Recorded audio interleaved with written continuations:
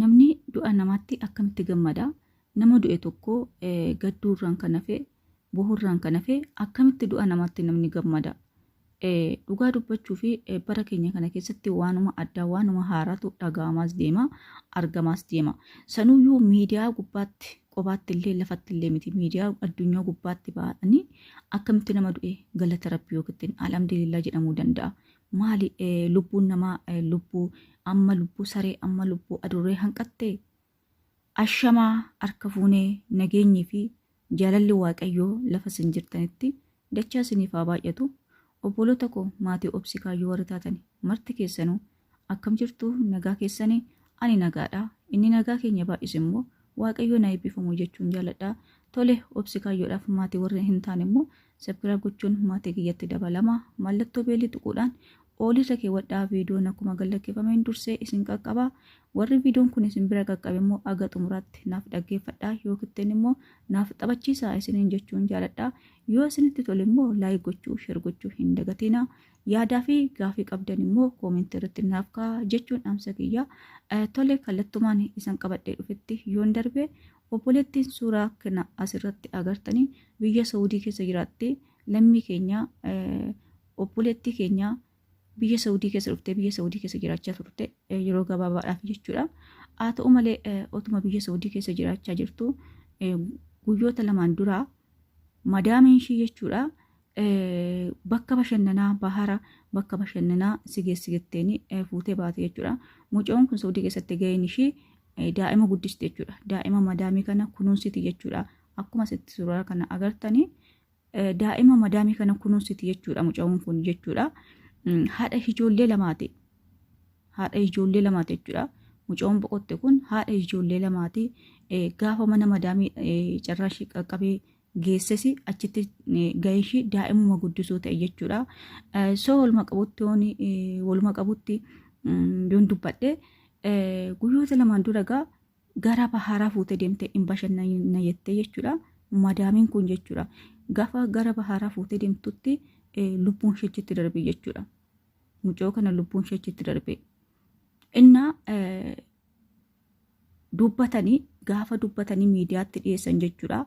Akka mucoon kun bakka baharaatti duute gaafa dubbatamee gara miidiyaatti gaafa dhufu Mubaarak Tasammaa fa'aa ijoollonni baay'een kan ijoollota biyya alaatti boqotte yookiin biyya alaatti rakkatte gargaarsa gurguddaa waaqayyoon gaditti warri godhaniif jechuudha. Gara miidiyaatti dubartii sana fidan jechuudha. Mubaarak fa'aa ijoolleen baay'een jiru jechuudha. Gara miidiyaatti fidanii interviyuu godhaniif jechuudha. Akkaataa ishiin itti duute mucittiin maal taate akka ishiin duute madaamii ishii sana gaafatanii gaafa madaamii ishii sana gaafatan jechuudha. Madaamii ishii maal jettiin bakka bishaanii deemnee achitti kuftee duutee jettiin. Bakka bishaanii deemnee achitti kuftee duute jettiin. Isa kana bichaa miti kan na ajaa'ibe jechuudha. Akka bakka bishaanii deemnee achitti kuftee duute alhamdulillah jettee miidiyaa gubbaarratti waaqayyoon galateeffatte jechuudha. Dhugaa wanta safuu nama jechiisu wanta gurra nama qabachiisu jechuudha. Akkamitti namni du'e unkaan miidiyaa irratti miti lafarratti nama du'e tokkoon boo'icharraan kan hafe gadduurraan kan hafe galata waaqayyoo namni kun du'eera alhamdulillah jechuu danda'a jechuudha. Innaa ishiin miidiyaa gubbaatti gaafa ijoolleen interviyuu godhanii akkasitti gaafatanii duuteetti alhamdulillah duuteetti jetti. Dhugaa waaqayyoo bakka waanuma namni tokko gadduuyyuu miti waanuma tokko iyyuu itti fakkaanne dubartittiirra dubartii jechuudha. Miidiyaa gubbaatti baatee akkasitti galateeffachaa turte jechuudha. Baay'ee waan nama qarramu dhugaa waaqayyoo lubbuun keenya ammuma adurree isaanii iyyuu isaanitti fakkaatu. Lubbuun keenya dhugaa waaqayyoo ammuma adurree isaanii saree isaanii miti amma adurree isaanii lubbuun keenya amma adurree isaanii lubbuun adurree isaanii isaan marartu lubbuun keenya isaanii mararu. Omaayyoo ittiin fakkaatnu yoo isaan biratti waan barbaanne taalellee lubbuun keenya laabbishaan asitti dhangala'e isaan ittiin fakkaatu lubbuun keenya jechuudha. Jara gara jabeeyyii jara cakkaanyota dhugaa waaqayyoo bakka dhala namaa keessaa waan hin baane uumama namaa waan hin qabne namatti fakkaatu jechuudha. Waaqayyoon isaanitti haraaramu jalleen isaan keessaa fuudhu. Innaa dubartittiin kun calqoomayyuu jechuudha. Akkatti galateeffachuu ishee akkanatti gammaddaa alhamdulillah jechuu ishee calqoomayyuu du'a mucaa kanaa eegaa turte du'a mucaa kanaatti hawwaa turte jechuudha. Akkuma yaaddeef akkuma wis immoo geessitee bahaara keessatti hawwaaltee bahaara keessatti gattee achitti maal akka ishiin goote hin beekamu bakka achitti kuftee duuteedha malee akkaataa isheen itti ajjeeste iyyuu hin beekamu jechuudha. Bahaaratti geessite ajjeeste iyyuu maaltu beeka?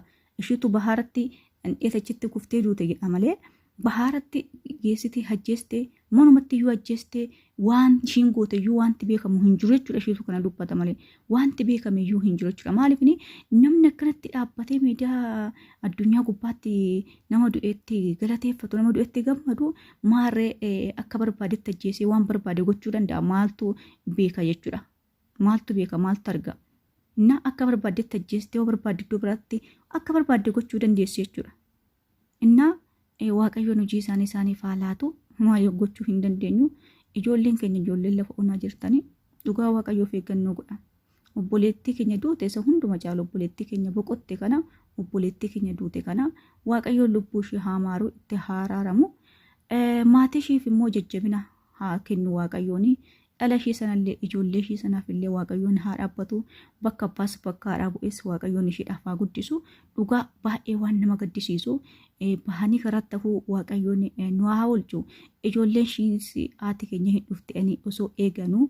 Ishiinis immoo ijoollee kootti hin gale jettee haadha ijoolleetii haadha maatiiti osoo galuudhaaf yaaddu hojjetattee kaayyoo ishee isa manaa baateef sana guuttattee ijoollee ishee sanatti galuudhaaf otoo tattaafattu otoo yaaddu hin taane kinoo karaatti haftee ijoollee ishee sanas galtee hin agarree ijoollee ishee hin agarree otoo walawwanu otoo wal dheebotanuu kinoo gargar ba'anii hafan jechuudha. Kan akkanaa waaqayyo anaanis isiniinis hin gahin dhugaa waaqayyo gooftaan kanumaan daangaa nuuf haa godhu. Ingiliis obboleettiin keenya akkasitti ijoollee lama qabdu suni Dubaayii keessatti boqottee turte jechuudha. Baay'ee lapheen keenya nu cabaa ture, baay'ee liinaan keenya nu tuqame jechuudha. Dhugaa ijoollee ishee arguudhaaf isheessitoo guyyoota ji'oota lamaan afeettee gammadaa jirtu. Ishiinis ijoollee ishee biraan qaqqabne ijoollee ishees ishee nagarree boqottee kinoo hafte jechuudha. Kunis immoo akkasuma otoo ijoollee isheetiif tattaafachaa jirtu homaan gochuu hin dandeenye guyyaan ishee ga'ee gara biyya lafaarraa deemteetti waaqayyo lubbuu ishee haa maaru. Ijoollee ishees illee waaqayyoon haa guddisuuf bakka haadhaa bu'ee waaqayyoon haa guddisuuf kanuma jenna nuti waan jennu hin qabnu afaanis hin qabnu waaqayyoon kadhachuudhaan kan hafe wanti nuti jennu tokkollee hin jiru jechuudha.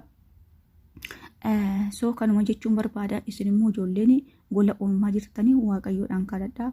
Waaqayyoon akka nagaan nu baasee deebisee akkasumatti nagaadhaan nu galchutti akkuma fidee nagaanas nu kaa'ee akkasuma deebisee akka nagaadhaan nu galchu waaqayyoon haa kadhannu.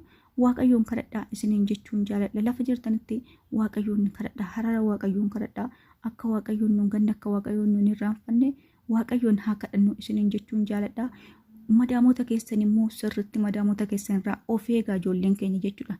Gaafan akkas jedhu ilaa madaamota hamaa fi madaamota gaarii ta'anii adda baafattanii beekuu dandeessu.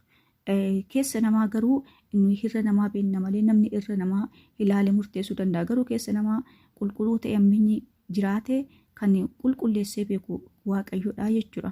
Haa ta'u malee immoo waaqayyoon gadittis immoo jechuudha. Ijoolleen waggoota 2 waggaa 3 waggaa 4 bira teessan madaamota keessan bira amaaf gaarii taate nama akkamii akka taate adda baastanii beekuu hin dandeessu jechuudha. Akkuma ittiin beektu namni guyyaa 2 fi guyyaa 3 keessatti namni maal akka ta'e madaalee beekuu danda'a muraasa isaa jechuudha. Dhibba keessaa yoo ta'achuu baate dhibba keessaa 25 illee parsantii 25 illee beekuu danda'a madaalee jechuudha. Sanaaf ijoolleen keenya of hin gatina waan hin barbaade haa ta'u amaas haa ta'anii gaariis haa ta'anii gonkumayyuu madaamota keessan hin amaniinaa ijoolleen keenya madaamota hin amaniinaa gaarii as jettanii irratti of hin gatina. Kanaaf of eeggannoo godhaa jechuudha. Hin amaniinaa amma siif danda'ametti inni guddaan waaqayyo kan nu eegu nuti of eegnee hin dandeenyu namni of eegee hin danda'u. Waaqayyoon gadittis immoo garuu abbaan of eeguu qaba jechuudha. Abbaan of eeguu qaba waaqayyoon birattis. Abbaan of eegee of xanaqqaqee kalatti hundumaan yaa waaqayyoon nagaan na baasee waaqayyo isaan kadhachaa abbaanis of eeguu qaba jechuudha. Keessattuu gaafa madaamota keessan faana wal loltanii halkan gaafa raftan balbala toon cufatanii hin rafina. Balbala qulfii hin qabne keessa hin rafina dhugaa waaqayyo. Anamma gaafa xiqqoonuma tokko walitti buune jechuudha. Bakka wanti barbaade soo dhufe ani halkan dhisnan guyyaan mallee jechuudha dhugaa waaqayyo qollofadhee rafa jechuudha. Balballi kiyya qulfii hin qaba garuu guyyuma jechuudha. Halkan normaali yeroo hundumaa nan qollofadhanii ani mana kana seenee nan qollofadhee rafaa garuu guyyuma tarii gaafa walitti buune guyyuma gaafa boqochuu kilaasii galu baafessum nan du'a malee toon hin qollofiin ijji ganna mudduu jechuudha. Dhugaa nan sodaadhe jechuudha. Maaliif ijaarri marsiidha. Nama warra namaa yaadanii miti lubbuun keenya laa qoshaashaadhuma baasanii gootatti gatan isaanitti fakkaatu lubbuun keenya. Saniif balbala halkan osoo hin cufatin hin rafiina balbala qulfii hin qabne keessa hin rafiina gaafa raftan immoo kadhadhaati rafa gaafa immoo kaatan kadhadhaati ka'a jireenya keessan guutummaa waaqayyo irratti gataa siniin jechuun jaaladha dogoggoroo jiraate immoo na of galchaa viidiyoon kiyya immoo warri isin bira qaqqabe aga xumuratti naaf dhaggeeffadhaa naaf taphachiisaa yaada yoo qabattan immoo komii yoo qabattanis immoo koomentii irratti naaf kaa'aa laayik naaf godhaa turtina wajjin guutanis galatooma baay